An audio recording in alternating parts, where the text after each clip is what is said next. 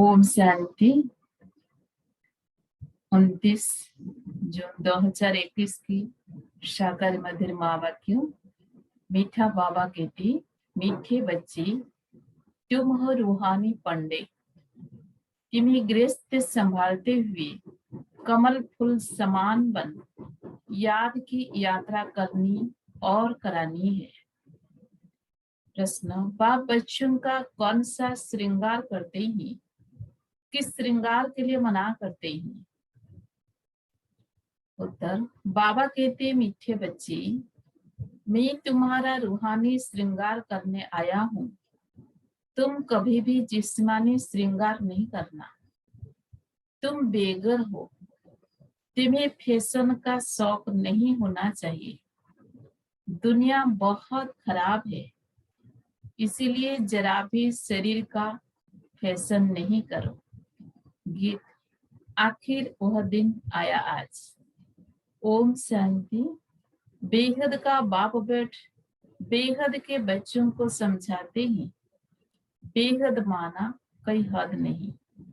कितने ढेर बच्चे हैं, इतने बेशुमार बच्चों का एक ही बाप है, जिसको रचयिता कहा जाता है। वह है हद के बाबाएं, यह है बेहद की रूहों का बाप।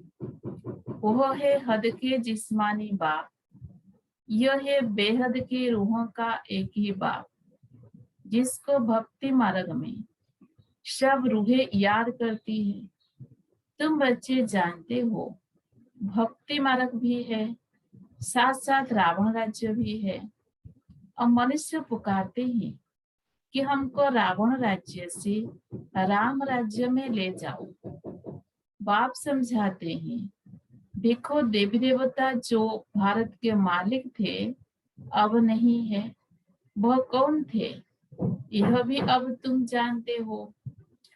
हम ही सती की सूर्यवंशी घराने के मालिक थे। राजा रानी तो होते हैं ना। जो बच्चों को अब स्मृति आई है, बाप आया हुआ है हम बच्चों को राज्य भाग्य का वर्षा देने, विश्व का मालिक बनाने।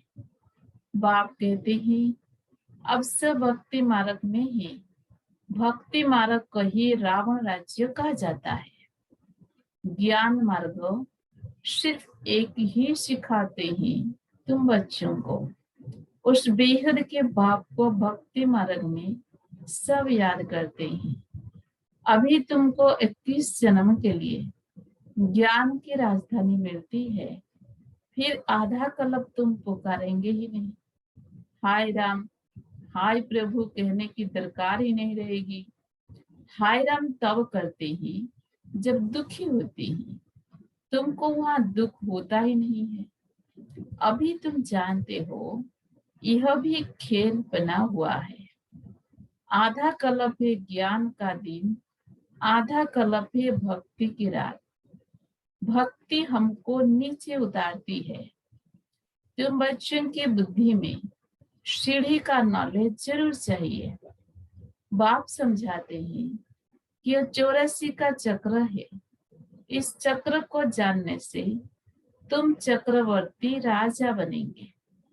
इसलिए बाबा चित्र भी बनवा रहे हैं, जिससे सिद्धि हो कि हम इस चक्र को जानने से 21 जन्म के लिए राज्य भाग्य लेते हैं।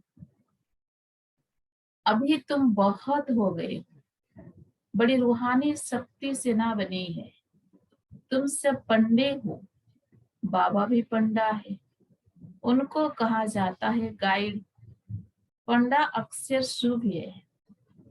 यात्रा पर ले जाने वाले पंडे होते हैं। यात्री जाते हैं तो उनको एक गाइड मिलता है कि इनको यह सब दिखाओ। तीर्थ यात्रा पर भी पंडे मिलते हैं। बाप कहते हैं, जन्म जन्मांतर तीर्थ यात्रा करते आए हो। अमरनाथ पर जाते हैं, तीर्थ पर जाते हैं, परिक्रमा लगाते हैं। वहां जाने समय फिर वही याद आ रहता है। घर बार धंधे धरी सबसे दिल हट जाती है। यहाँ तुमको समझाया जाता है अपने घर गृहस्थ में रहते हुए धंधाधरी भी करते रहो और फिर गुप्त यात्रा पर रहो। ये कितना अच्छा है। जितना बड़ा धंधा करना है उतना करो, किसी को मना भी नहीं है। पर अपनी राजाई भी संभालो। राजा जनक को भी सेकंड में जीवन मुक्ति मिली। तुमको कोई बाहर की यात्रा आदि तरफ धक्के खाने की दरकार नहीं है। अपने घर बार की भी पूरी संभाल करनी चाहिए। जो सेंसिबल अच्छे बच्चे ही बहुत समझते हैं हमका घर गृहस्थ में रहते कमल फूल समान रहना है। गृहस्थ व्यवहार में तंग नहीं होना चाहिए। कुमार कुमारियां तो जैसे सन्यासी है, उनमें विकार है नहीं, 5 विकार से दूर है। अभी तुम बच्चे जानते हो हमारा श्रृंगार ही और प्रकार का है, उनका और है। उनका है तम प्रधान श्रृंगार, तुम्हारा है सत्य प्रधान श्रृंगार, जिससे तुमको सत्य प्रधान सूर्यवंशी राजाई में जाना है। बाप तुम बच्चों को समझाते हैं तम प्रधान जिस्मानी श्रृंगार जरा भी नहीं करो। दुनिया बहुत खराब है। गृहस्थ व्यवहार में रहते फैशनेबल मत बनो। फैशन कशिश करता है। इस समय खूबसूरती अच्छी नहीं है। काले हो तो अच्छा है, कोई पंजा नहीं मारेगा।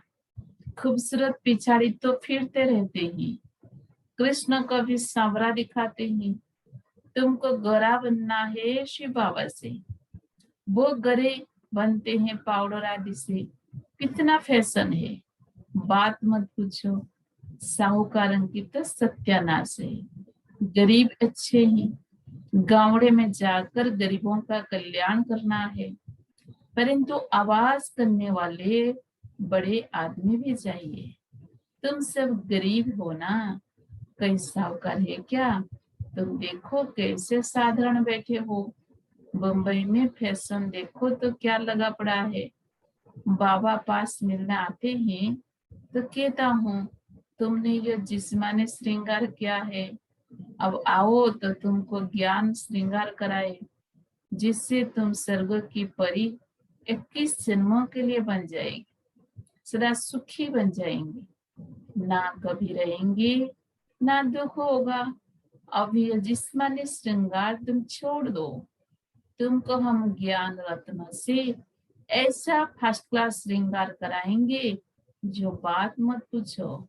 अगर मेरी मत पर चलेंगे तो तुमको पटरानी बनाऊंगा। यह तो अच्छा है ना। तुम सब भारतवासियों को इस तम प्रधान आसुरी दुनिया नरक से भगाए स्वर्ग की महारानी बनाता हूँ। तुम बच्चे समझते हो आज हम सफेद फौज में ही दूसरे जन्म में स्वर्ग में सोने के चामच से दूध पिएंगे। यह तो बहुत छी दुनिया है।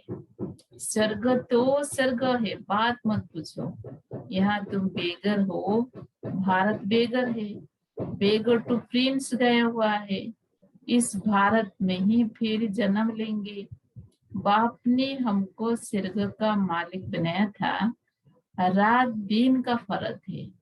महान गरीब जिनको खाने के लिए कुछ नहीं होता है, उनको ही दान दिया जाता है। भारत ही महान गरीब है। बेचारों को यह पता ही नहीं है कि इस समय सब तम प्रधान है। दिन प्रतिदिन सीढ़ी नीचे ही उतरते रहते हैं। अभी कई सीढ़ी चढ़ नहीं सकते। 16 कला से 14 कला, फिर 12 कला, नीचे उतरते ही आते हैं। ये लक्ष्मी नारायण भी पहले 16 कला संपूर्ण थे, फिर 14 कला में उतरते हैं ना। यह भी अच्छी रीति याद करना है। सीढ़ी उतरते उतरते बिल्कुल ही पतित बने ही, फिर स्वर्ग के मालिक कौन बनाए? यह वर्ल्ड की हिस्ट्री जियोग्राफी रिपीट होती है, यह भी सब कहते हैं, परंतु अब कौन सी हिस्ट्री रिपीट होगी? यह कोई नहीं जानते। शास्त्रों में तो लिख दिया सती की आयु लाखों करोड़ों वर्ष है। पूछो सती कब आएगा, कहेंगे अभी 40,000 वर्ष पड़े हैं। तुम सिद्ध कर बतलाते हो कल्प की आयु भी 5,000 वर्ष है, वो फिर सिर्फ सती को ही लाखों वर्ष दे देते हैं। घोर अंधियारे है ना, तो मनुष्य कैसे माने भगवान आया होगा। वो समझते हैं भगवान तब आएंगे जब कलयुग का अंत होगा। अभी तुम बच्चे इन सब बातों को समझते हो, बिना सामने खड़ा है। बच्चों को समझाया जाता है कि विनाश के पहले बाप से वर्षा ले लो, परंतु कुंभकर्ण की नींद में सोए पड़े हैं तो बेचारे हाय हाय कर मरेंगे। तुम्हारी जय जयकार हो जाएगी, विनाश में होते ही है हाय हाय, विपरीत बुद्धि हाय हाय ही करेंगे।